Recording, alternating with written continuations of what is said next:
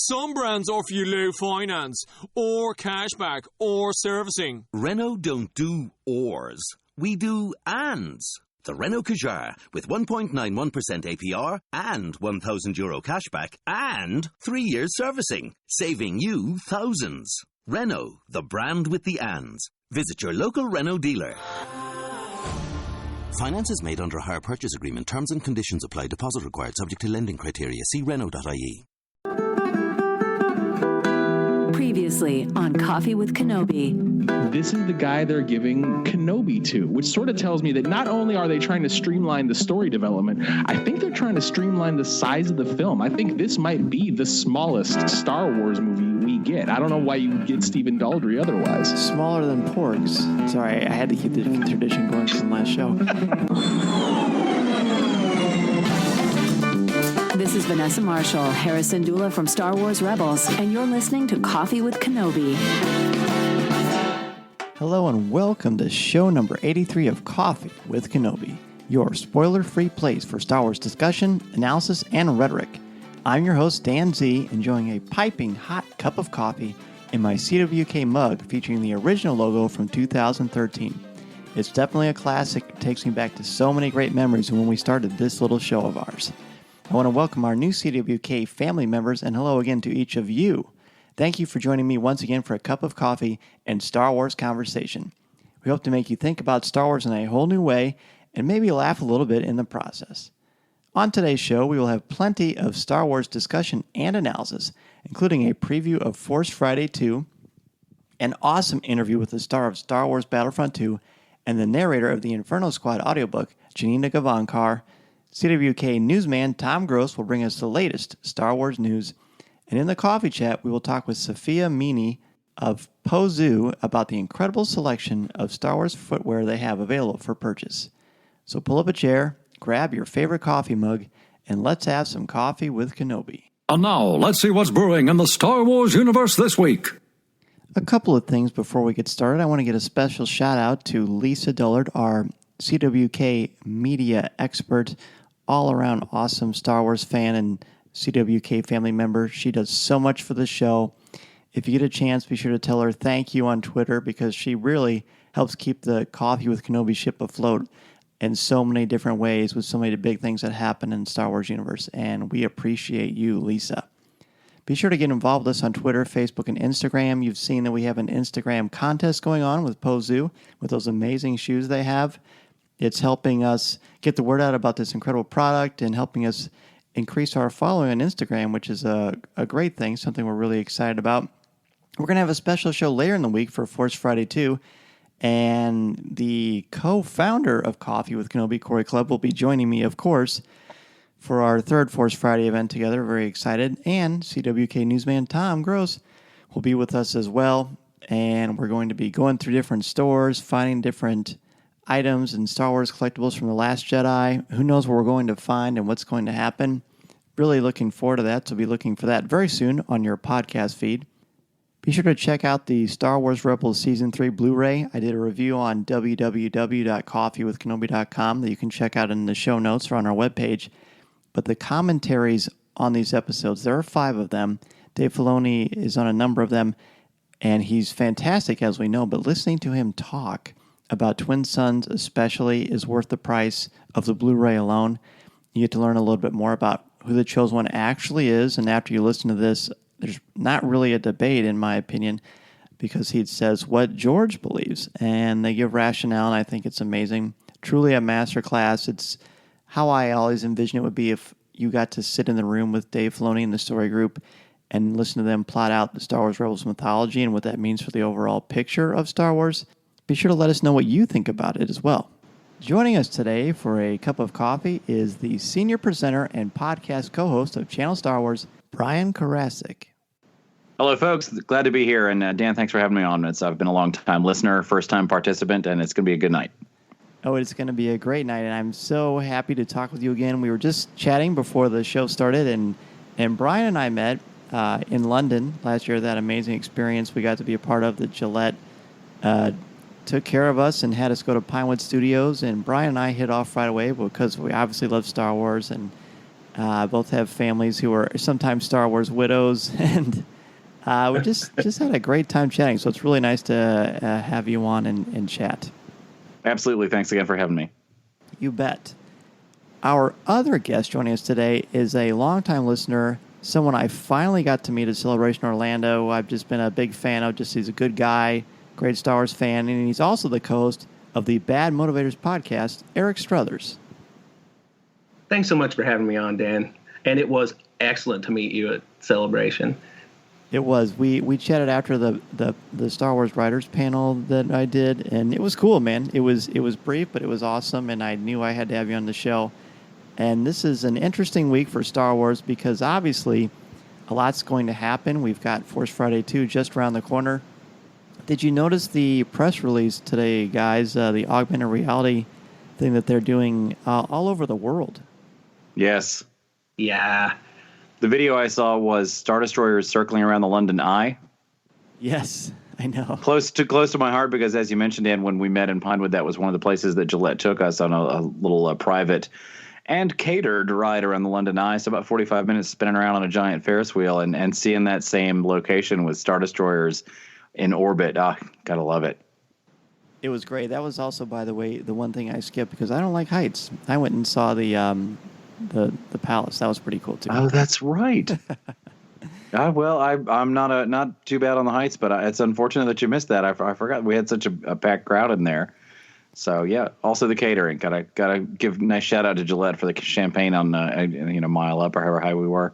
It was really fun. This thing that they've done looks really, really fun too, and they've got a number of places. It's literally global, the things that they're doing. And how it works, for those of us who have not yet caught the press release, is you download the Star Wars app. This is a great commercial for the Star Wars app. They're going to get so many more downloads for their app. But you take your phone and open the app, the augmented reality option, and you go to different landmarks throughout the world. It even gives you the geographic coordinates on the press release, and you will get to see your favorite landmarks, famous global landmarks, with the Star Destroyer over it and TIE fighters. In the U.S., there are quite a few, but not as many as I expected. You've got Central Park, the Grand Canyon, the Golden Gate Bridge, the Hollywood sign. I think I've hit them all. So, gentlemen, what do you think about this? Are either of you close enough that you could catch these? No, unfortunately, I'm not close enough to any of those things. Nor am I. I was just up in New York City. I believe you mentioned one of the landmarks up there. I just got back last night. Daniel and I were up there with Channel Star Wars covering another product launch that I'm not at liberty to discuss right now, but stay tuned to channelstarwars.com. Tomorrow morning, 11:01, we'll be able to share that. But at any rate, I won't be able to get out there. We have a fairly lackluster crowd, actually, in my local town. I go to a Toys R Us in Durham, North Carolina, and last year I was out there for Force Friday, and there were all 15 people there. I was the only one in costume. I was a little disappointed, but that's what can you do? It can't be celebration every day. Well, it's true, but that's all right. We've got so many opportunities. This is going to be Niagara Falls. They're going to have it. The Sydney Harbour Bridge in Australia. It's really staggering. The Eiffel Tower, I'm not sure how this was coordinated, but it really is quite a coup for marketing as much as anything else in technology. We've come a really long way. And as far as the history of Force Friday, this is the third one. Last year was Rogue Friday, and that will always have a special place in my heart because of reasons like Target commercials and things like that. Sure. No commercial this year for me, but that's quite all right because I get to run to these stores all over the local area that I'm in. We're in the Central Illinois area, of course. And there's a number of stores involved in a lot of exclusive offerings. Guys, what do you think about what's going on tomorrow? I have to say, Dan, Eric, the way that Disney has taken this in hand is unbelievable. And I really want to speak to that for a moment because I remember when Star Wars A New Hope came out, and if you wanted to know everything about that movie, you watched the movie. And if you wanted to get maybe a little bit of extra background detail, you maybe bought the novel and maybe subscribed to the magazine, but that was pretty much it. But starting with Force Awakens, Disney, they're not new to this, of course, and they know what they have on their hands, and I think they're treating it like the gem that it is.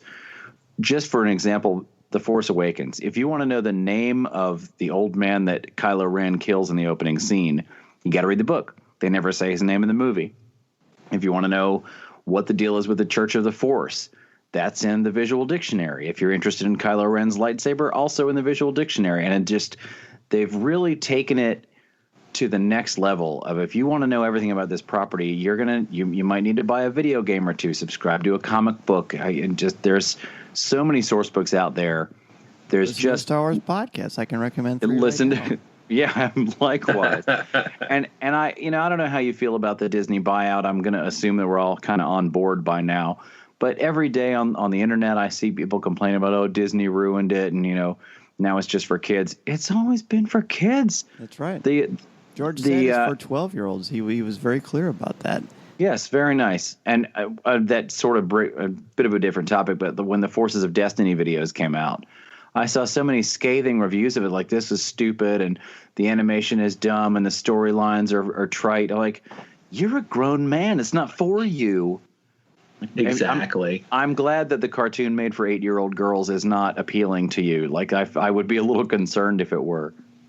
See, rewind a little bit. You asked about the Disney merger. When Jerry Maguire, when she says you had me at hello, that's how I was with the Disney thing.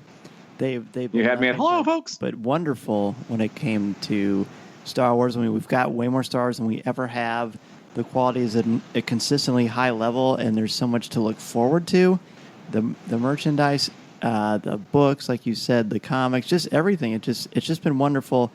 I'm really excited about this. The Disney stores around the country, especially the big ones like Times Square and Chicago's Michigan Avenue, San Francisco, they're giving away a mini poster. They're having Ways of the Force activities. They're having a Star Wars story time, Art of R2-D2, all kinds of theming. Walmart's having a thing where where you can be Jedi ready, and they're having events in the parking lots. 6-foot-tall model Luke Skywalker from The Force Awakens made out of Lego. Toys R Us is having a lot of cool stuff, giving away posters and T-shirts. It's a Funko Pop T-shirt, which they did last year for Rogue One. Love that shirt. Basically, everywhere online has stuff. Kohl's is going to have stuff. Meijer. The list goes on and on. We'll have a link to that in the show notes. What are the two of you going to do for Force Friday 2? Well, last year I didn't do any midnight openings. The buzz for Rogue One, I think, was pretty high among a select few of my nerd friends, but past that, I didn't see people, clamoring for the toys the way you're never going to have another Force Awakens Force Friday. I don't think that's ever going to top that. They're never going to leave 10 years between movies again. Well, exactly. That's exactly it. So, when people are like, oh, the wave is over, it's like, no, it's not really. You're comparing apples to oranges.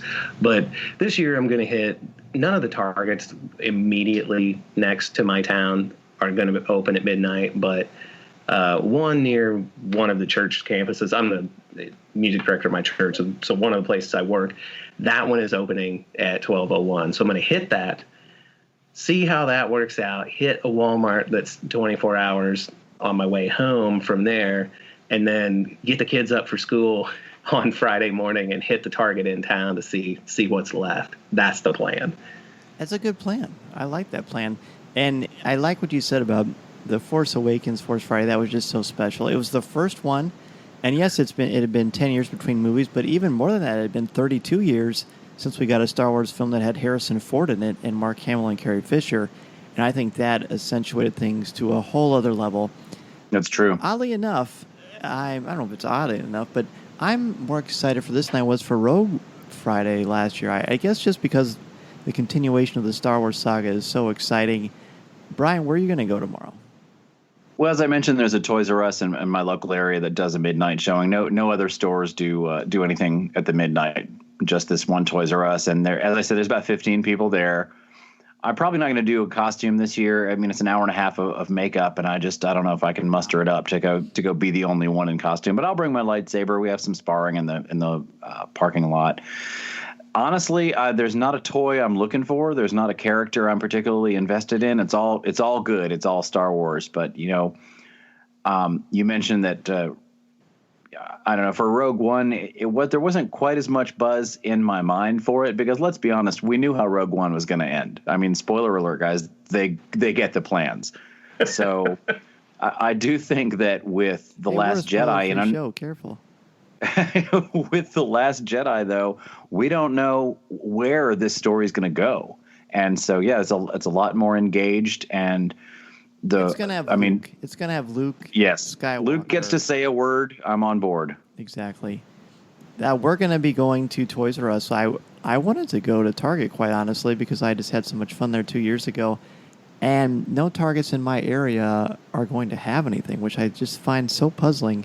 And I'm not sure how that is. There are a number of Targets across the country, obviously, and you go to Target.com/Star Wars, and they tell you which shows are going to have these. I feel like it would be quite the moneymaker, but maybe they leave it up to the individual stores. I'm not really quite sure how that is all figured out. And Brian, you mentioned some things that you're looking for, and really just sort of there just for the atmosphere and environment, it sounds like. Yeah, absolutely. It's a social event. The shopping, even last year when those of my channel Star Wars fans who've come over to listen here will know this, but I'm a Palpatine guy. Have been ever since Empire that Strikes Back came out. That's what I collect. I have 23 Palpatine figures, a 3D crystal etched block with Palpatine in it, the UK postage stamp with Palpatine. Like I'm kind of overboard with it. And I was hoping there might be something with him because he's actually alive in the events of Rogue One and not so much in Last Jedi. So I'm not too much targeted. I will say my co-host on the channel Star Wars Hour podcast he is going to be, we're hoping when he's going to make it up there, we were invited to participate in the Disney Store Times Square Force Friday. So I'm hoping that we'll be able to head up there and actually have some footage out there. But otherwise, it's just going to be, checking in with folks on the street and what are you looking to do? And I like hearing from people what they think is going to happen in Last Jedi. What are they looking for? What do they hope? What are their crazy theories? That's what I like hearing. So I'm hoping that we'll get some good conversation out there. Made some good friends I'm still in touch with last year. So this year promises to be more of the same. Eric, what will you be on the hunt for? The mechanized Porg is a big one. And I said I was going to get two, one for my kids and one for me. But if it's expensive, I'll get one for me and they could admire it, from afar, I guess. I really want to get the 6-inch Black Series Luke and Rey. And if I'm lucky, a Thrawn. But that Luke figure, man, I really want that. It looks great. It looks phenomenal. Eric, do you know if there's a new sculpt on the Rey and the Poe and the Finn, or are these just basically recycled from the last line? It looks a little different. I haven't seen any clear images of it, but I think Rey looks a little bit, I don't know, more haggard. Her clothes are different. The face does look a little bit different. Does she still have two hands? Yes. Yes, she does. Key. That's a key character to plot development in any Jedi. Indeed it is. I saw the Kylo Ren's tie last week at Walmart, and I thought, ooh, and of course I had to admire it because it wasn't supposed to be out yet. I mean, how much are they paid to, enforce Lucasfilm's laws? Yeah, surely. Exactly. Yeah. Well, I actually had an instance this past week where I was in a Walmart and found, I'm not a big 3 3/4-inch figure guy, but there's a 2-pack of a Rey and a Praetorian Guard. And I thought, hey, it's early. Let's see if I can get away with this. And the answer was no. In their POS system, the item is referred to as restricted when you scan it. Right. And there's nothing you can do. So, but lots of those stores, a lot of my friends have told me that they've seen things out that they've, all done the same thing, try to buy it. And I have to wonder how much of that is actually intentional. Let me ask you guys this. Sure. Among, like, the much more casual fan than we all tend to be in our immediate circle, to me, it doesn't seem like there's as much hype about Force Friday among the, I don't mean the term in a derogatory fashion, but among the casuals, if you will, or especially the people who just have a random passing. It seems like nobody's talking about it except us. I agree with that, but I also felt the same way about The Force Awakens. And there's just so much excitement it just in my house about it that seems to be sort of like, I always think, oh, everybody must feel that way. But you do bring up a good point, Eric. That may not necessarily be the case. I know for me last time, the things I got the biggest kick out of, besides the 3 3/4 inch figures, which definitely are my favorites, is seeing Star Wars Creamer. Like, I saw Boba Fett Creamer and R2-D2 Creamer, and I thought, this is so cool. So I got them all, and I still have them. They're in my Star Wars office right now, rinsed out, of course. Like, they had Star Wars bottled water. Like, little things like that, they're actually consumable that you can enjoy, or that you just have. Did anybody else get a bag you can of... still show your fandom and just, you know, through normal everyday things. I just get a huge kick out of that. I got a bag of BB-8 oranges. That's awesome. Did you? Oh, that is cool. Yeah, I did. I ate them. They're not. I mean, you can't collect oranges. They will just go bad sooner or later. Yeah, Steve Sansweet told us that when he gets the food stuff, he keeps the packages and obviously consumes the food, but he keeps the packaging. You know, I gotta touch on that. I was super disappointed with the Force Awakens cereal because it's your standard Marshmallow Bits affiliated cereal, right? I got the Kylo Ren box, and they just got it all wrong. It's corn-based cereal. I don't think corn-based cereal goes well with Marshmallow Bits. It's essentially Kix with, I don't know, Lucky Charms reject marshmallows. This became a Star Wars gourmet cereal podcast. How exciting. This is definitely a niche. I take my cereal seriously, and it was offensive to me because not only was the cereal kind of lackluster, it's made by General Mills. You guys make Lucky Charms the gold standard of marshmallow cereals. Do it right. You could have done it so much better. It's all right, though. I won't hold it against them. I did eat the whole box. I have a box of that sitting on my shelf, and I never opened it. I should. Now I'm not going to, knowing all this. I'm devastated. You're better off. Okay, well, my son and I bought the Kylo Ren one and the BB-8 one, and we ate them in like 2 days, and I thought they were awesome. Well, maybe I just got a bad batch. I don't know. It was an Albuquerque Target. Who knows?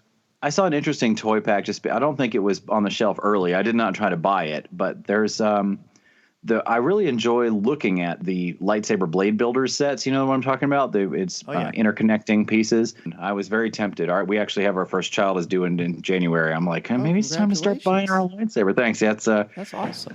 And we're quite excited.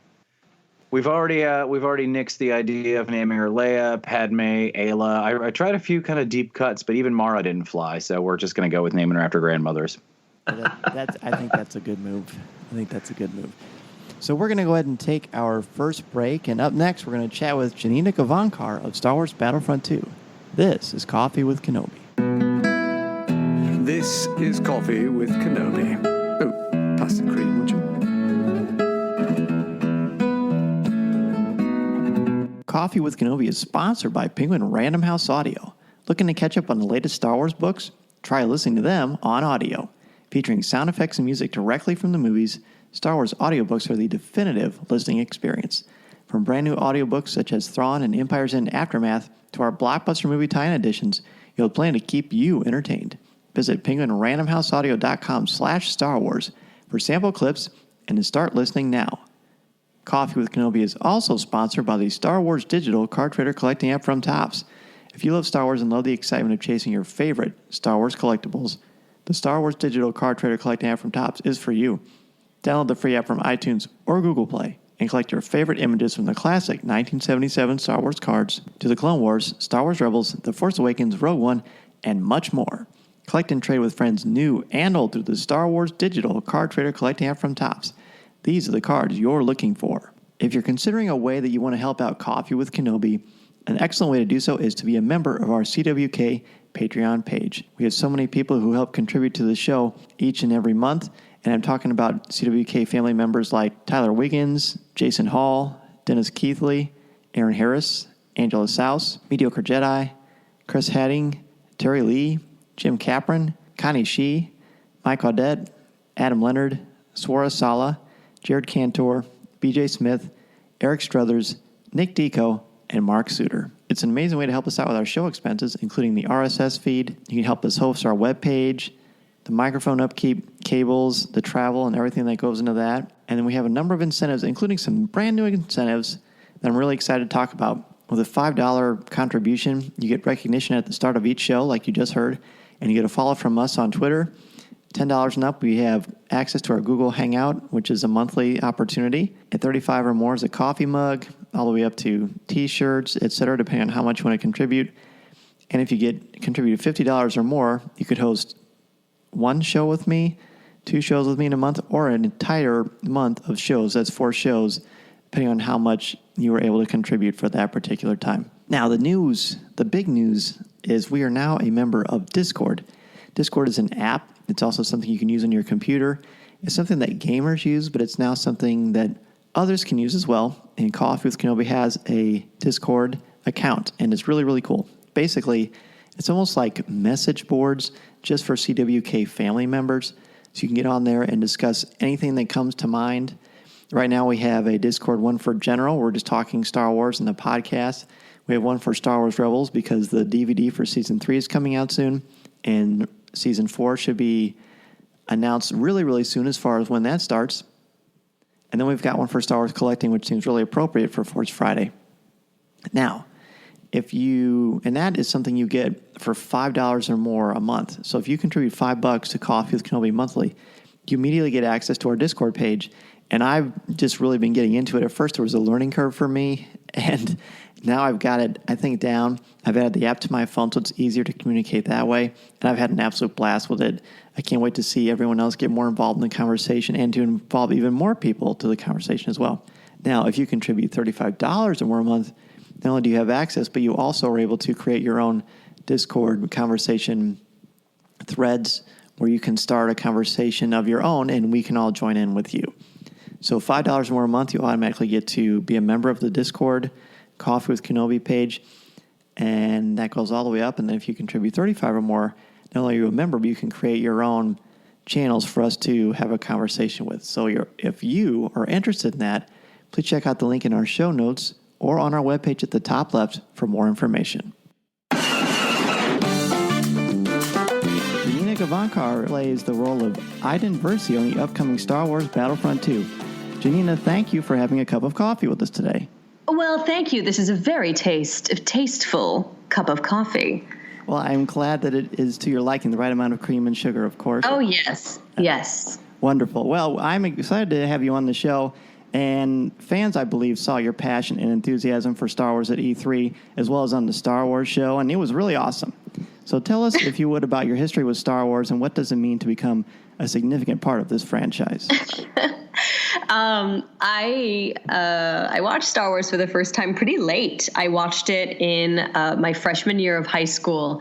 I had a pretty strict upbringing, so I wasn't allowed to watch a ton of television. I certainly wasn't allowed to play video games. And I had a lot of pop culture holes, and I still do, strangely. But, I mean, Star Wars is not one of them. You know, like when I watched it when I was a freshman, it was like, oh, I understand now. And I'm so thankful to my best friend at the time who sat me down and was like, almost dumped me as a friend until I had watched all 3. It was pretty important. I love that. Yeah. And I mean, people have always said that Star Wars brings people together. It certainly brings up interesting conversation, and I have found it interesting, and I'm sure you've told the story many times, but I really loved hearing you describe how you got the role of Iden Versio. Would you mind sharing it with the Coffee with Kenobi family? Oh my gosh. In some ways, I feel as though I coerced everyone into giving it to me. I knew what this game was before anyone told me. So when you audition for a video game, things are very top secret. Mostly you have no idea what it is. You're very lucky to even find out what the studio is that you might be auditioning for. I was lucky enough to figure that out. And because I read NeoGAF forums, which is basically a pretty deep dive kind of like forum for gamers and game developers, and it's like if Reddit was on crack and only talked about the games industry. That's like what NeoGAF is. Excellent description. Yeah. So I read it pretty seriously and have for a long time, and so I knew that this game was Battlefront 2, and immediately was like, suddenly all the stakes were in play, and it felt like life or death. I mean, it was just the biggest deal to me. I was telling all of my representatives, like, you don't understand. This means the world to me. If I don't get this, I don't know what I'm going to do with myself. I won't be able to look in the mirror. I won't be able to live. I won't be able to, it became such a big deal. And it still is. I can't believe that I get to be a part of this galaxy. I can't believe that this character has had such a warm reception, even though she's an Imperial.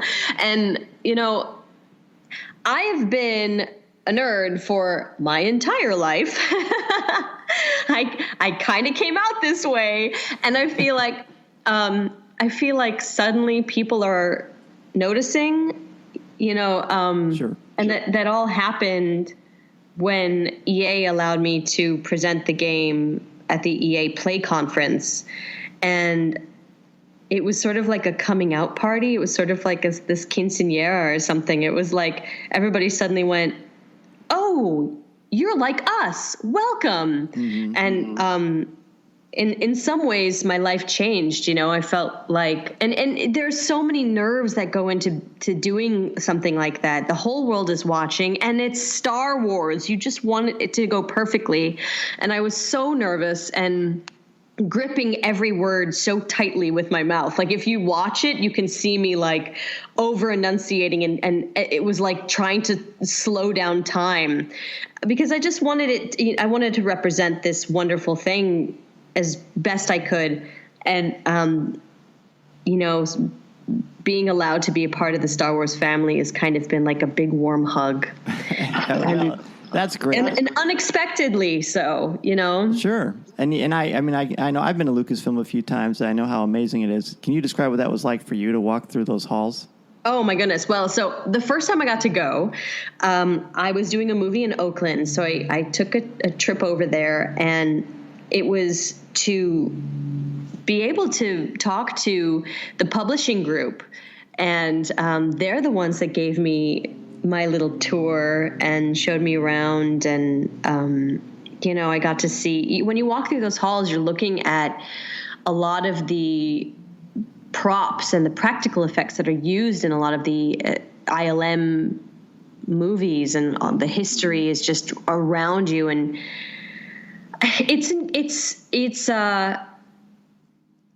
it really does feel as special as it is. And everybody who works there knows that they're lucky to be in the building at all.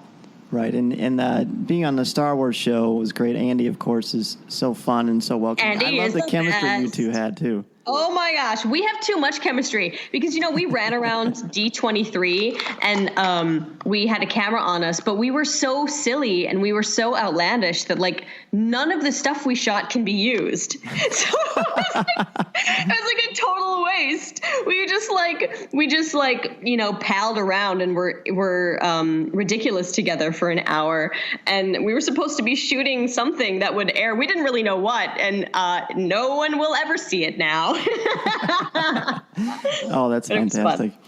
Yeah. Well, you mentioned how you felt on stage, and of course, you're your own strong person in your own right, but there are a lot of mirrors to your character that you play in Star Wars Battlefront 2, and the fact that you are the voice for the audiobook of Battlefront 2 Inferno Squad by Christy Golden is such an incredible thing, such great synergy in the company. So let's look at that book a little closely. This is Christy Golden's second foray into Star Wars for literature. Mm-hmm. Now, you're a fan and you're a professional. So to you, how does Christy breathe life into your character, and how does that affect your performance when you're doing the audiobook? Because I think it's fair to say that you two know this character better than anyone ever will. Thank you. I found out that there was a book because I had my ear to the ground like a super creeper when I first started working on the game.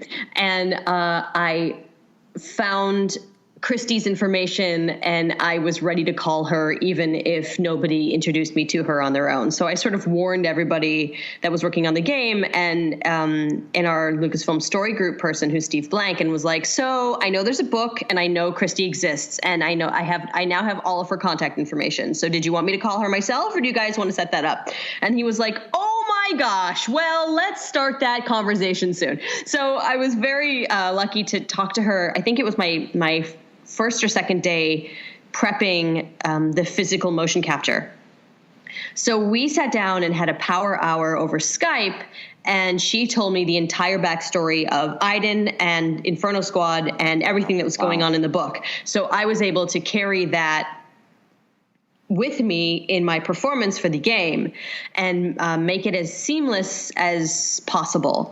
And so then we did all the motion capture of the game, and I was in constant conversation with Christy. We exchanged phone numbers and emails immediately that day, and I had questions for her, and I would send her photos, and I would tell all the rest of the cast members all the things I knew so we could carry it with us.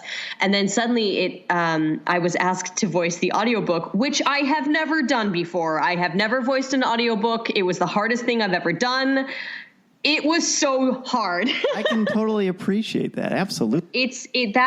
So for an audiobook, I've done a lot of voiceover before, but for an audiobook, you hit go and you do not stop. And because we had crunch time, because my schedule was so screwed up because of what I had to do for the game, I couldn't be in two places at once. So I had to do the book in 4 8-hour sessions with a pickup day. Now, like 8 hours doesn't seem like a lot of work. Everybody who's listening is like, yeah, girl, I do that every day. But when for an audiobook, that's actually quite a long session. And I didn't know that. So I was lucky in a way because it was my first one. I was like, I don't know any better. If we just keep going, we keep going. And then I'm a dead person for the rest of the day until we have to do it again tomorrow. But it was incredible. And I was warned by a friend of mine that doing an audiobook is, he described it as pushing a boulder up a mountain with your face. Oh, Sisyphus would even say, ooh, that's hard. Yes, exactly. And so I was ready for it to be hard, and boy, it was. And I was really worried about the reception because, obviously I care so much, but it's been quite positive so far. And listen, everybody who's listening, if you have gotten the book already, I thank you so much because you're one of the reasons that it's charted. It's currently number 13 on the New York Times bestseller list. The audiobook is charting at number 4 on iTunes and Audible. It's amazing. It's amazing.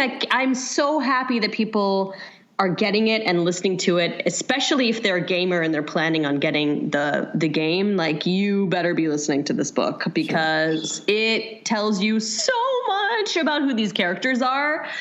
And it's emotional. And, we don't get to see the Imperial perspective often from at this level. Right. So we know who these people are. We've now seen underneath these buckets. But there's some incredibly tense emotional scenes where she sort of has these internal conflicts and the way she resolves them and how she rationalizes them. Oh, yeah. Especially the last 50 pages. And that would take hours alone because there's so much emotion you have to pour into this. Oh, yeah. And that's not hard, by the way. These things, I've been living with these ideas since I was cast in October. And I think Christy and I started discussing in February, maybe January. So I've known a lot of the really emotional beats for a long time. And by the time I was actually reading it, and you can hear it in my voice, I had to stop a few times. Oh, yeah. I had to stop a few times because I just would get so choked up that I had to stop to make my voice work. The performance is fantastic, by the way. I mean, it's tremendous. It really adds so much. Thanks. I mean, it was in some ways it's really easy to conjure. I'm not even conjuring it. It's just, I'm walking around. I'm still working on this game. I'll probably be doing in-game voiceover work until it ships. And I'm walking around with this life on my skin every day. I think about it every day, and I am so lucky to be able to engage with the Star Wars community every day. And it means so much that it's not hard to put myself in her shoes and in those boots. Well, it comes through. Thank you. But it's very easy when Christy wrote one hell of a book, and she's been so kind and being so available. There's not one question she hasn't answered immediately for me and in detail. And we've been lucky enough to see each other along the way. Like I got to see her at Comic-Con. We did a signing together, which felt weird for me because I was like, I did not write this book. I should not be writing my name in this book. Like, you know, like there's the special edition that came out just for Comic-Con, and it has this space for her to write her name. And I was like, I don't know, this doesn't feel right. You know, like all I did was show up and voice your words. But we've had a really wonderful time together, and we've gotten to sort of hold hands along the way in releasing this story. And people love it because she wrote one hell of a story. Well, I think Iden's really unique to Star Wars because she's an anti-hero, which brings up its own unique set of challenges. I disagree. Good. I'm glad. See, the English teacher in me is very happy right now. Discussions is the heart of everything. Yeah, you know, it's not. Nobody's an anti-hero to themselves, you know. True. So, and this is she grew up she grew up being ready to be an Imperial officer. Mm-hmm. And, but she's also made up of two very different parents. And that's what I love the most about her. Yes. Her father is an admiral. It's a big, big deal, obviously. He's very fancy. But her mother is also fancy, but as an artist. And, you know, if you read this book and you listen to this book, you'll hear that there are two sides to this person. She is both a very focused, military-minded individual who loves her uniform and loves her cockpit. And also she has a really big heart that is conflicted and analytical, you know, and is like constantly thinking about the things around her, even though she doesn't question what she has to do to make the world and galaxy better.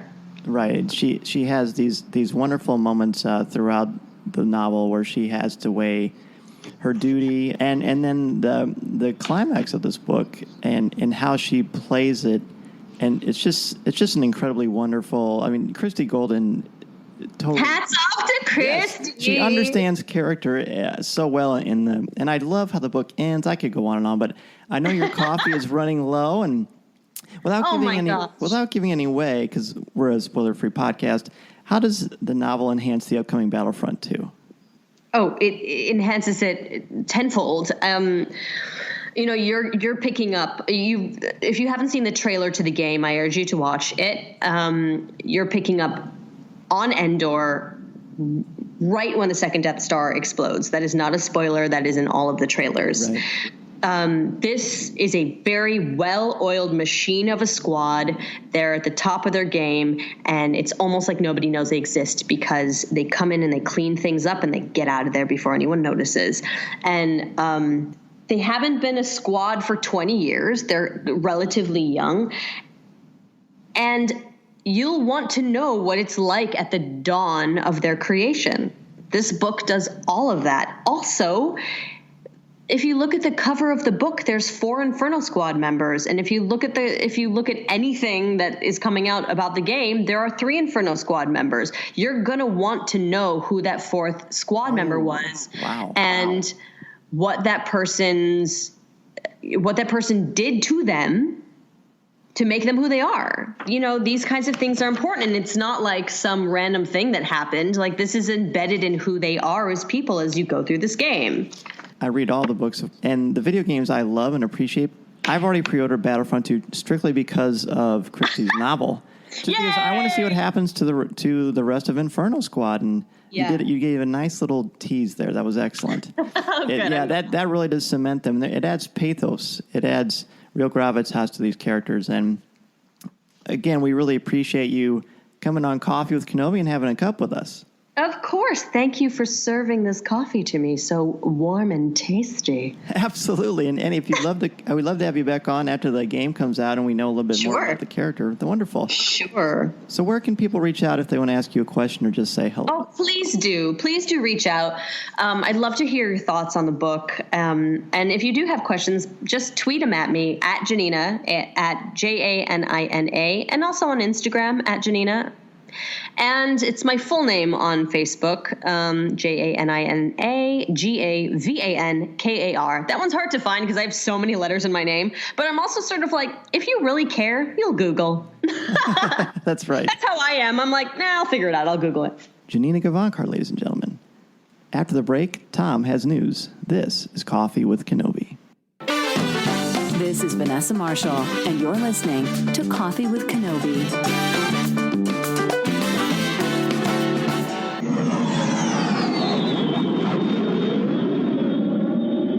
Looking to catch up on the latest Star Wars books? Try listening to them on audio. Featuring sound effects, top-notch narrators, and music directly from the movies, Star Wars audiobooks are the definitive listening experience.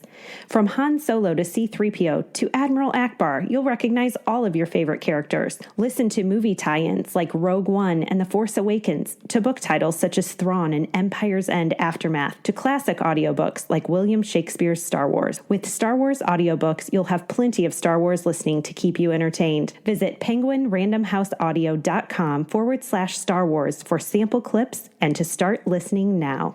The Star Wars Digital Card Trader Collecting app features incredible images from many aspects of the saga, including the original trilogy, the prequels, the Clone Wars, Rebels, The Force Awakens, and Rogue One. It's the quality you have come to expect from Topps. It's also easy to get into and really fun too. Your favorite Star Wars characters, scenes, and moments are in every pack. To get started, download the app for free from iTunes or Google Play, and then be sure to open the app each day for free credits to spend on card packs from the Cantina. Plus, if you can't get what you're looking for, there's a place to trade with your friends as you complete your Star Wars collection. And if you're an experienced collector, there are exclusive cards, special inserts, and autograph opportunities for you to enjoy. Don't worry about missing the cards and sets you want either, as you can sign up for notifications right on the app. The Star Wars Digital Card Trader Collecting app from Topps can be downloaded for free from iTunes or Google Play. Be sure to download the app and start your collection today. The Star Wars Digital Card Trader Collecting app from Topps is available now. And remember, these are the cards you're looking for.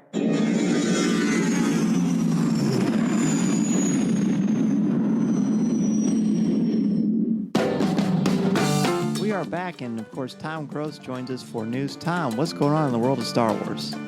Well, with the release of Rebels Season 3 on DVD and Blu-ray, by the way, Ray on my script here spelled R-E-Y, and the new Season 4 on the horizon, Dan Brooks of StarWars.com sat down with executive producer Dave Filoni to talk about the Season 3 biggest moments.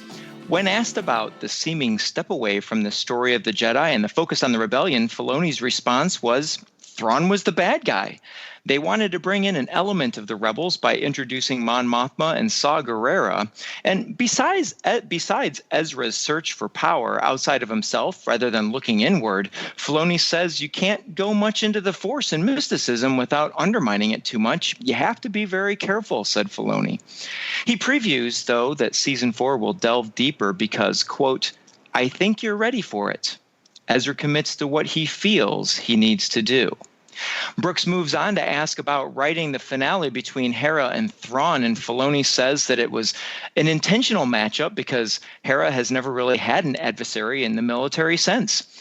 She was like the matriarch saying, don't mess with my family, and here is this cold, calculating mind to oppose that. The final matchup shows her skills as commander and leader, but the rebels barely get away, so Thrawn still comes away as the strategic genius. This is just a taste of the conversation as Filoni also discusses the tragedy of Maul, Rex and the Clone Wars, Sabine and the Darksaber, and more, all found on StarWars.com. The Blu-ray, I mentioned this at the top of the show, but the Blu-ray commentaries for this are outstanding. There's a great little bit that Dave talks about on the Twin Sons commentary where he mentions how is Ezra able to be found by Darth Maul and what does it mean to have a Jedi radar? And he pretty much says that doesn't make any sense. And just the way he explains it, by the way, 1,000 times better than I'm explaining it right now, is really, really engaging. It's like that master class where you're just sitting there listening to Filoni wax poetic about the Force. And he knows George so well. I mean, they text, they have conversations. He's heard George talk about the Force probably as much or more than maybe anyone has. And it's great. I cannot recommend the Blu-ray highly enough. I was most moved by the fight between Maul and Kenobi. And let me say, finally, good job, Kenobi. You learned to cut lengthwise rather than across the grain, because that's really how you get a good. But that moment, I heard some colleagues of mine were a little disappointed in it because it seemed like such a short fight. But it was such a perfect callback to the old samurai films. It was straight out of Kurosawa. Two ancient samurai face each other, and the battle's won before the lot. You got to hear it. If you haven't heard it yet, Brian, you've got to. I haven't. Oh, you have? No, I have not. I've got to. You will love it. It is. I was a little slow to get into Rebels. It's not exactly aimed right at me, but by the time I was 3 episodes into the first season, I was sold. And I have to say, I was not a fan of Ahsoka Tano. When she was first introduced in Clone Wars, she shows up in the middle of a battle. Nobody's expecting her. Look, I don't think getting your first Jedi Padawan should be like getting the phone book in the mail. You're like, oh, you don't need this. You weren't expecting it. Now what do you do with it? But I also thought she was a little fan servicey at first. She's an underage girl in a bare midriff top, and her name is a Japanese phrase, and she's got gigantic eyes. Like, I feel like we're kind of a little on the nose with this, guys. But again, by second season of Clone Wars, I'm on board, and she's some of my favorite moments in Rebels have been dealing with Ahsoka. And then the novel came out. Big fan. I have to say, I've never been so compelled to need to buy a Blu-ray machine and a Blu-ray before in my life. But Dan, you are making a hard sell on this, because I do not believe that commentary is on the DVD. Do you guys know for sure? It's only on the Blu-ray. That's what I thought. That's how they get you. I'm feeling the same way. And I don't. In the there's a couple of behind the scenes documentaries. Most of them are like 6 minutes 58 seconds. I know that because I was writing them down when I was doing the review. But the Obi-Wan Darth Maul one's just under 8 minutes, and it's fantastic too. And seeing the designs of these characters and what went into them, it's really great. What else we got going on? Well, new episodes of Lucasfilm's popular Forces of Destiny animated microseries will be coming out this fall. An article from the newest issue of Star Wars Insider magazine takes a look at the design and creation of Forces of Destiny. Lucasfilm Story Group member Carrie Beck reports that Han Solo and Finn will be making appearances. Jedi News reports that Beck does not say who will be providing the voice of Han Solo, but there could be a host of opportunities for that role. I'm all over this. I think this is great. Not auditioning. I cannot do a voice of that magnitude, but that is going to be fun. And they don't have a release date set just yet, but this is the first Star Wars thing that you can see on television or whatever, a video that my 4-year-old son watched, and I have such wonderful memories of just watching the first few episodes of that with him. And knowing we're going to have more of them, and we're going to have some of the more iconic characters on there too, to add to the iconic characters we've already had in this series. I think this is just tremendous. Eric, are you a big fan of Forces of Destiny? I love the show, and my kids both really liked all of the episodes. I can't think of a moment that they weren't into. And my little girl is really into the toys. So, yeah, I'm really excited to see the next few episodes come. One of my favorite Leia moments comes in Forces of Destiny, the one where she's working with Wicket.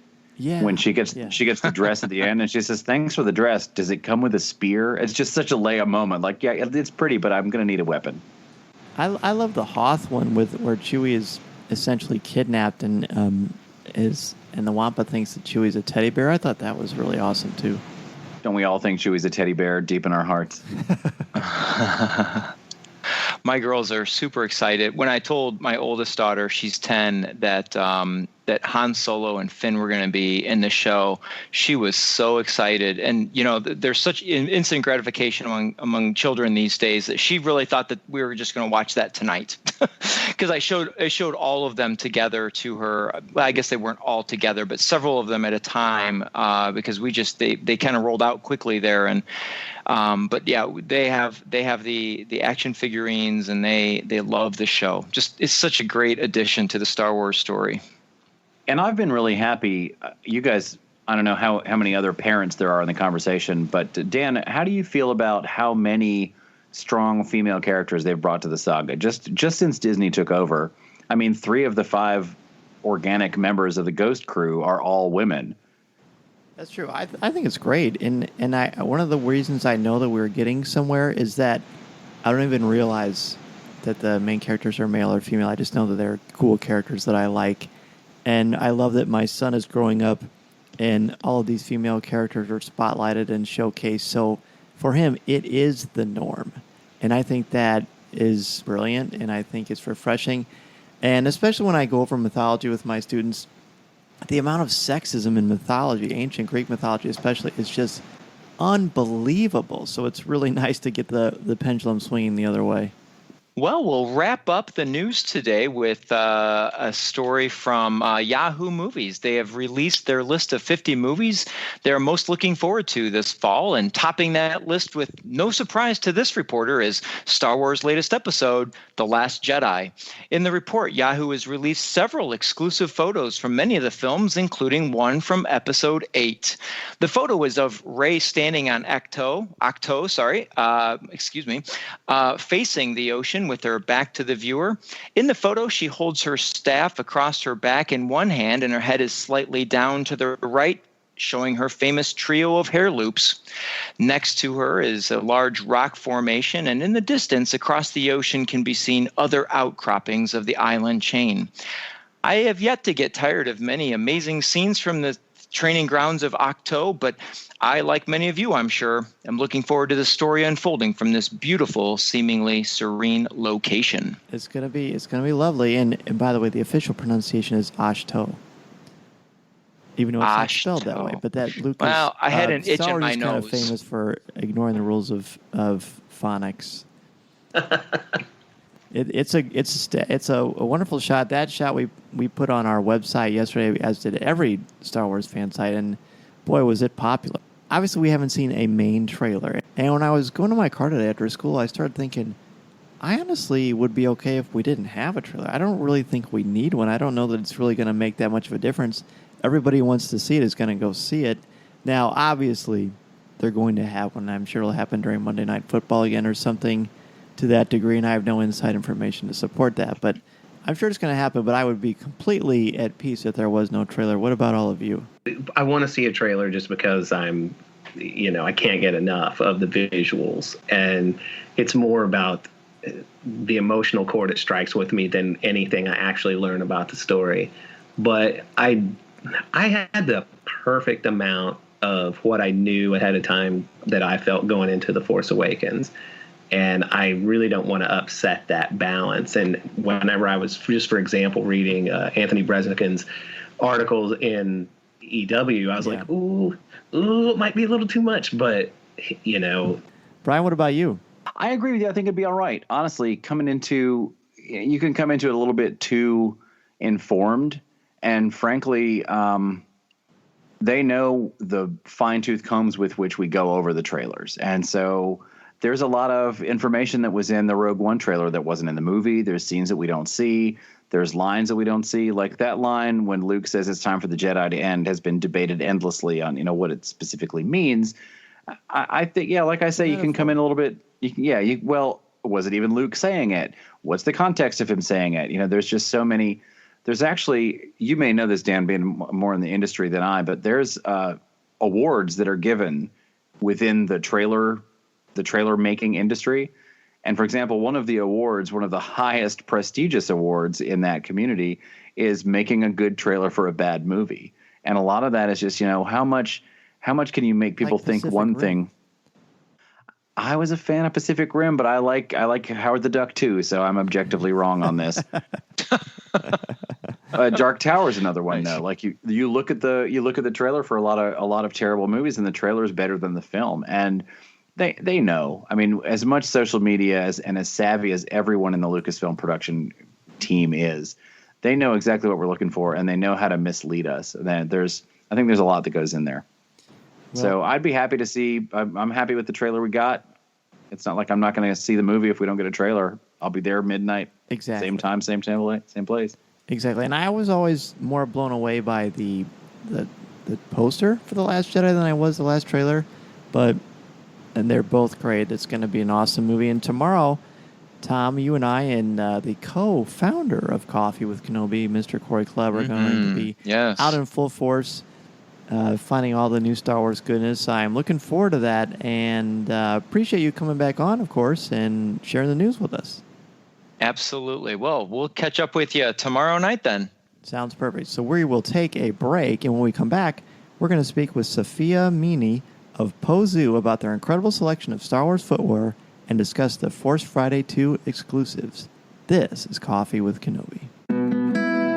Coffee, tea, or me, Obi-Wan Kenobi. It's Coffee with Kenobi. Coffee with Kenobi was sponsored by Penguin Random House Audio. Looking to catch up on the latest Star Wars books? Try listening to them on audio.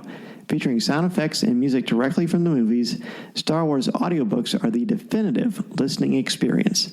From brand new audiobooks such as Thrawn and Empire's End Aftermath to our blockbuster movie tie-in editions, you'll have plenty to keep you entertained. Visit penguinrandomhouseaudio.com/Star Wars for sample clips and to start listening now. Coffee with Kenobi is also sponsored by the Star Wars digital card trader collecting app from Topps. If you love Star Wars and love the excitement of chasing your favorite Star Wars collectibles, the Star Wars digital card trader collecting app from Topps is for you. Download the free app from iTunes or Google Play. From the classic 1977 Star Wars cards to the Clone Wars, Star Wars Rebels, The Force Awakens, Rogue One, and much more. Collect and trade with friends new and old through the Star Wars digital card trader collecting app from Topps. These are the cards you're looking for.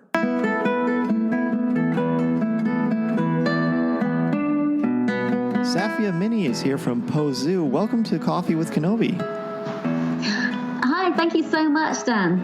Oh, absolutely. It's great to have you here to have a cup of coffee with us. And you are part of an amazing line of Star Wars collectibles. These Star Wars shoes and footwear are just exquisite. Tell us a little bit about how you came into the Star Wars brand. Yeah, so it's very interesting as a journey for the brand and for the founder, Sven Segal. So I think both Sven and I'm the founder of People Tree, an ethical fashion company. I think both of us were really, really passionate about creating something that was very, very authentic. That was built, we're using organic and sustainable materials and produced in the way that really respects the worker, but something of very, very high aesthetic integrity. And when Lucasfilms came to us and said, at first, of course, we didn't know that it was for Star Wars, but asked Sven to design shoes. We were really, really excited, and I think what we've developed now with the Pozu Star Wars collaboration is the most fantastic lineup of sneakers, of high tops in organic cotton, and right the way through to chrome-free leather boots for men, women, and children. So it's been a really, really interesting and transformative journey for a small ethical company based in London. It's been fun. Oh, well, I can't even imagine what you felt when you realized Lucasfilm was reaching out to us. We're going to be making something Star Wars related. Yeah, I think this is it's really exciting, and the first time actually that the actual footwear in Star Wars. We have replicas that are so authentic, but also produced to such a high standard in terms of design and ethics, and I think that's why a lot of people have kind of recognized it, and really also appreciate the comfort of the footwear alongside the aesthetic. Absolutely, and I know for me as a consumer, obviously I wear shoes. Everyone wears shoes, and the things I look for will be comfort and price, and obviously the aesthetic quality, and Pozu hits all of those things beautifully. Obviously, take us back to the beginning and how you came up with some of the designs for the footwear. Sure.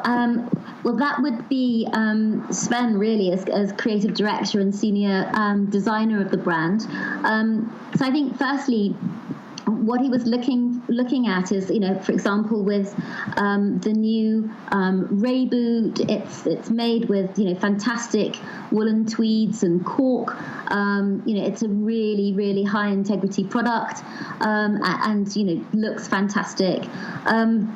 He's then built alongside that product the footwear that's worn by Finn and Poe, which again have such authenticity, but they're also, as well as being fantastic for cosplayers, they're also very, very adaptable for fashion and for streetwear.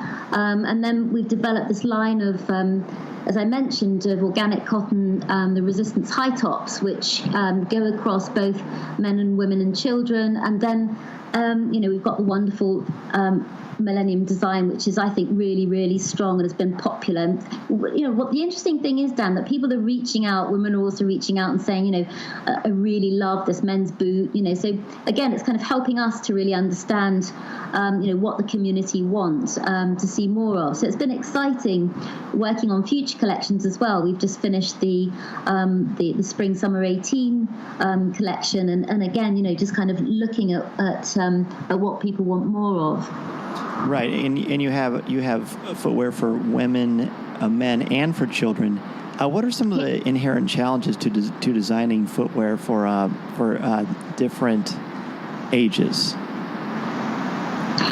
Yes, that's an interesting question. I think firstly, because we're using biodegradable and sustainable and organic materials. So, for example, we've just launched the limited edition silver top, the resistance high top, which is using Pinatex. The Pinatex is a pineapple leaf fiber as an alternative to leather, because the vegan movement is growing very, very strongly, globally, mixed with linen and a natural latex with the bespoke coir foot mattress, which really, really gives a lot of support to the foot.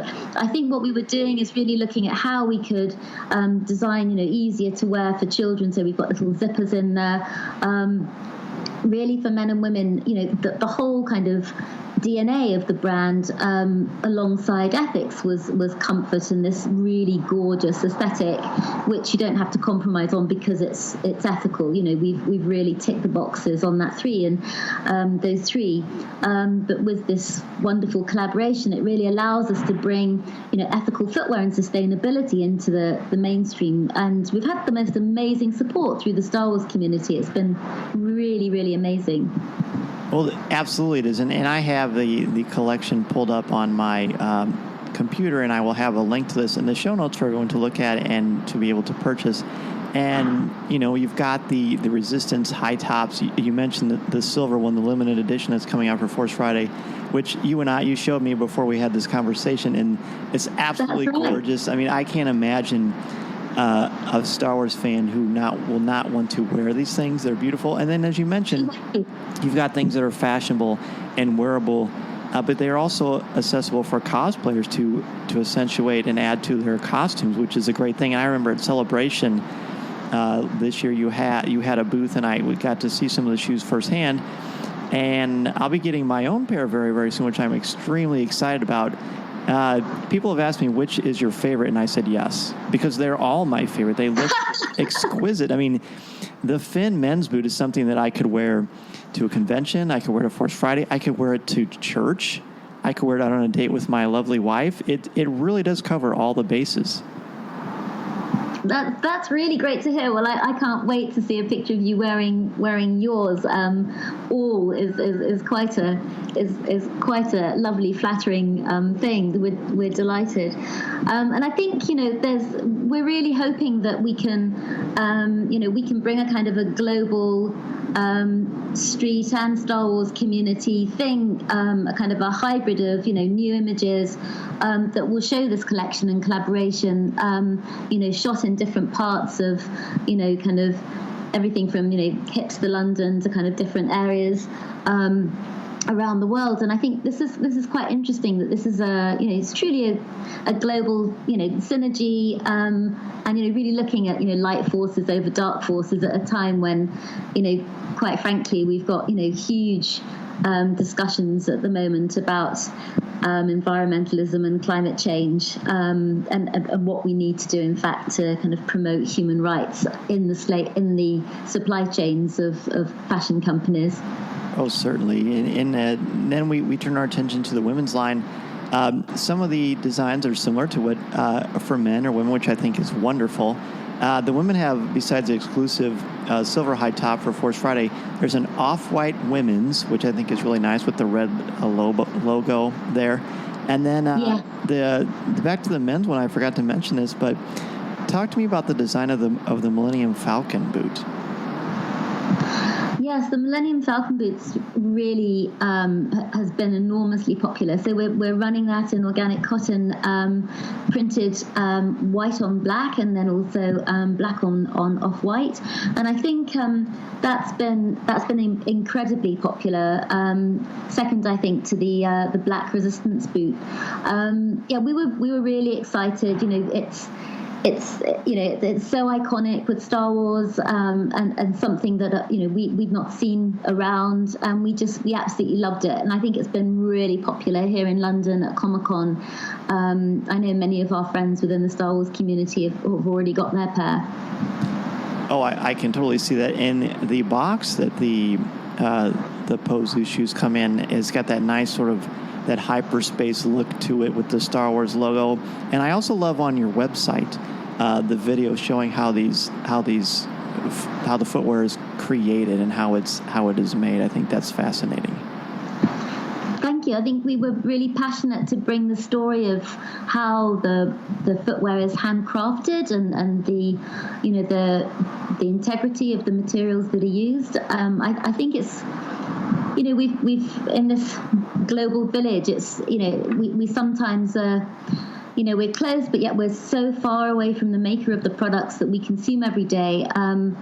And this is a premium quality product. We hope that it will be worn and people will really enjoy the comfort of the product and the style of it. But we also have collectors that are really excited to line up the range as well. Yeah, we really wanted to tell this story, and I really hope it comes across with the short films that we've made that are on the website.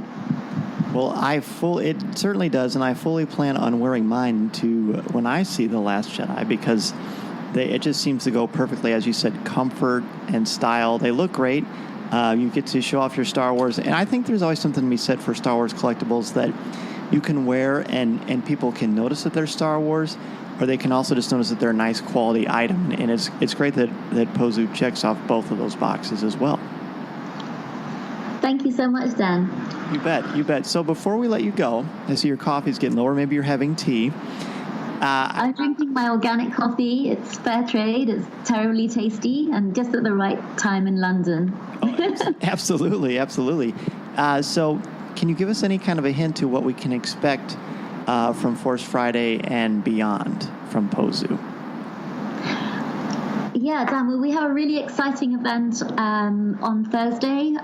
It's going to be very late. We're going to be inviting about 150, 200 guests to the Museum of Brands in London.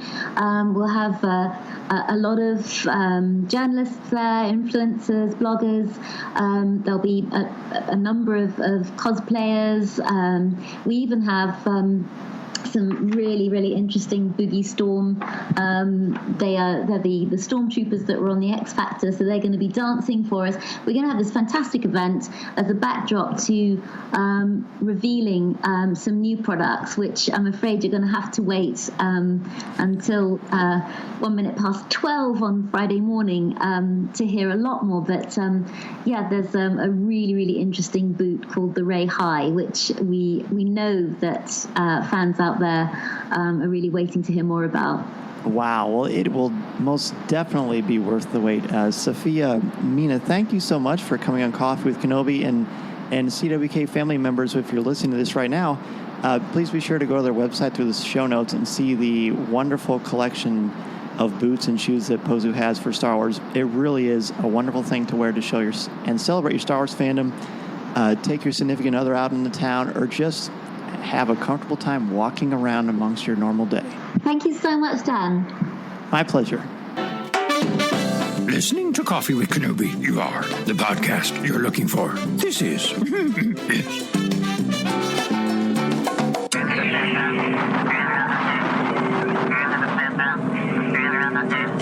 Before we get to email, I want to thank our CWK sponsors, Penguin Random House Audio and the Star Wars Digital Card Trader Collecting app from Topps. Please support them the way they support our podcast. And remember to listen to new and archive shows of Coffee with Kenobi wherever you listen to podcasts, including iTunes, Google Play, Spotify, iHeartRadio, YouTube, Player FM, our website, www.coffeewithkenobi.com, or wherever you enjoy listening to your favorite shows. And if you listen to the show through iTunes, please leave us a review. We are also on Facebook, Twitter, Instagram, Pinterest, Tumblr, and we'd love for you to check us out there. Be sure to listen to our CWK family of shows too, including Legends Library, Rebels Reactions, Comics with Kenobi, and Lattes with Leia.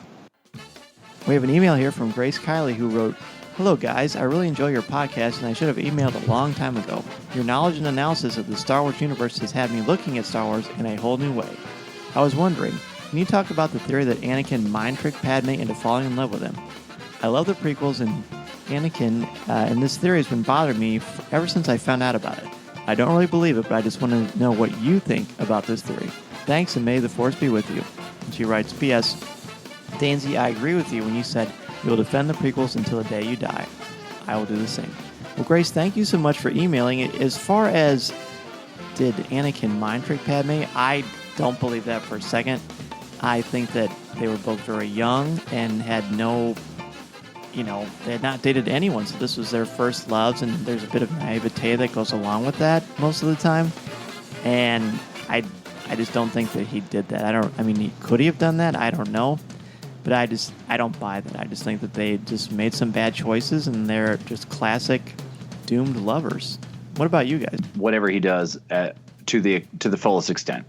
And I think that that's always been one of the purest parts of Anakin Skywalker is his love for his mother, his love for Padme, and later on even if briefly, his love for his son. And it's that love that cost him pretty much everything in his life. It was his love for Padme that that allowed him to be led into the Sith, and then his love for his son that led him back. So he fell from the Jedi for love. He fell from the Sith for love. He gave his life for love. I don't think at any point did he do it. That's mind tricking someone to love you is an evil act. And I think at that point, Anakin had to be led to be evil. He wasn't born evil. Good point. And also, obviously, love is choice. So if he tricked Padme into loving him, then that wouldn't be love anyway. A reasonable facsimile thereof could be arguably sufficient, but I agree with you. Good point. I think you guys both hit it right on the head, that if Anakin were to have done something like that, it was without intent. If he somehow did use his, I think that Hayden Christensen, come on, he's just a handsome dude. So I'm sure that it was just all natural. Handsome. That's right. That is a yes. Yes, sir. That is exactly right. Even with a rat tail. That's right. Hey, he can pull it off. A big thank you to Brian Karasik and Eric Struthers for having some coffee with me. Where can listeners get in touch with each of you if they want to ask you a question or just say hello? And Brian, we'll start with you. Again, thanks for having me, Dan. I can be reached at brian@channelstarwars.com. That's BRIAN @channelstarwars.com. I'm our senior presenter and one of our podcast co-hosts, and I'm always glad to hear from fans, and I hope that some of you guys will give us a listen on the Star Wars Hour podcast over on Channel Star Wars. And Eric, what about you?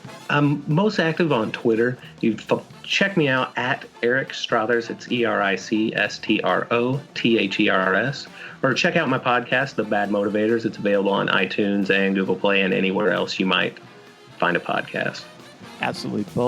Both are excellent shows. Big fans of both of your work as well as both of you. Thank you so much for coming back on, and thank you to each and every one of you for listening to and supporting Coffee with Kenobi and for contributing to Star Wars Conversation. We will be back next week with 2 new co-hosts and more Star Wars talk. This is the podcast you're looking for. This podcast is not endorsed by the Walt Disney Company or Lucasfilm Limited. It is intended for entertainment and informational purposes only. The official Star Wars website can be found at www.starwars.com. Star Wars, all names, sounds, and any other Star Wars-related items are registered trademarks and or copyrights of Disney and their respective trademark and copyright holders. All original content of this podcast is the intellectual property of Coffee with Kenobi unless otherwise indicated. This is the podcast you're looking for. There's no one here. Move along.